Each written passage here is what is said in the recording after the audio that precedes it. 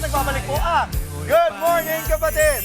May dagdag thrill at excitement sa bagong episode ng reality dating show ng TV5 na Love on the Clock.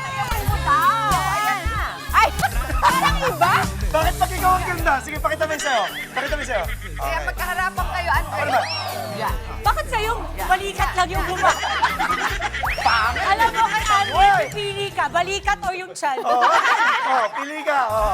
Dahil makikilala po natin ang Game Changers. JC Alcantara, Alex Agustin. Good morning, mga kapatid! Alex, good morning, good morning, good morning, good morning. Oy, ang saya kaya matawag na game changer. Definitely, Mama. Pero ano ba ibig sabihin nito in the context of Love on the Clock? Kami po yung panggulo dito. Ayun na nga. Saya! Yan ang the best mo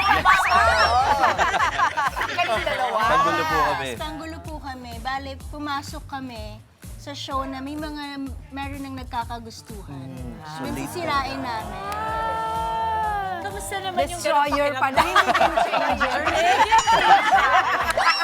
Madi-destroy lang yun kung may na-destroy. Pero game changer kung pumasok lang para mag-stir ng Okay. Ikaw naman. Konting conflict. Konting Konting conflict. Paano ba kayo nakasali dito?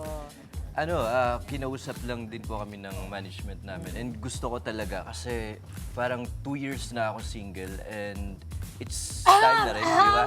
Call out ba yun? Call out ba yun? 2 years na ako single and syempre gusto ko rin ng projects. Pera din to eh. Tapos magbabakasyon ka. trabaho. May ka-date ka pa. At saan nga kayo nagbakasyon? Pwede all Hong Kong. Sa Hong Kong po kami Kasi nagbakasyon. We love on the clock, And all yes. just by being you. Being yourself, di ba? Parang gano'n. Alex. What made you decide to join? Yun, I've been single din for quite some time now. And I think it's time to open up and yun, mag-explore. At saka sayang din kasi parang hindi lahat nabibigyan ng ganitong opportunity. Agree. Ilang taon na ba kayo? Am I allowed to ask? 25. 25 and Alex? 23. Turning 24. Oo, makalimutan na dati. Ganun din naman tayo dati. Hindi lang dati, dati. Once in our life, Ang daming experience talon na eh. natin ganyan. At some point, naging ganito rin tayo ka-fresh. Inisip ko, inad ko yung dalawang edad nila, kulang pa rin. Pero mama, ipapantay naman kita sa bagets mo naman. Pag inad mo, no? Pero di ba alam sa kaya pa rin natin maging ganyan tayo. Ikaw yun, mama. Eto kasi. Ito, iba na. Music, please. Music. Iba. Bakit ganun? Hindi ko rin alam eh. Bakit jiggle? Ayan, yan.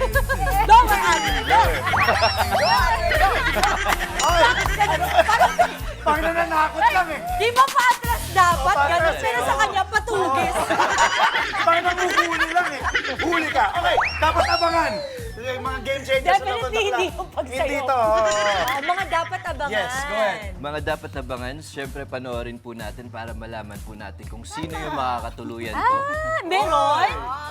Yun po yung abangan nila. So, parang kinikilig siya, no? Kinikilig. Nagpapadimples siya. Tapos alam ko na yung gawain nila habang nanonood, no, Angela? James, di ba, mahuhula. Eh, siyempre, yung mga, Kaya nga, naku, yung mga tita dyan, di ba? O, bet tayo, kanino siya? Mga gano'n. Pustahan, may pustahan. Alex? Marami pa po kayong dapat abangan kasi hindi ko pwede sabihin kasi di na kayo manonood.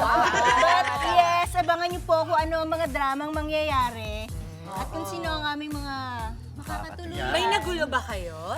Marami. Love on the Clock tuwing Sabado. Sabado, Yes. 9:15 p.m. po yan. Dito lang sa TV5. Dito sa TV5. Yes! Abangan niyo po yan. Wait, can I tell you, yung mga shows natin, lahat mga exciting, ha? Love on the Clock, Vibe, Good Morning Kapatid. Thank you so much kay JC and Alex. and Alex. Abangan niyo po Love on the Clock tuwing Doc Sabado. and Alvin. Alvin. Mga kapatid, Andre Felix po, manatiling may alam pagdating sa mga mahalagang balita sa loob at labas ng bansa. Mag-follow at mag-subscribe na po sa social media pages ng News 5.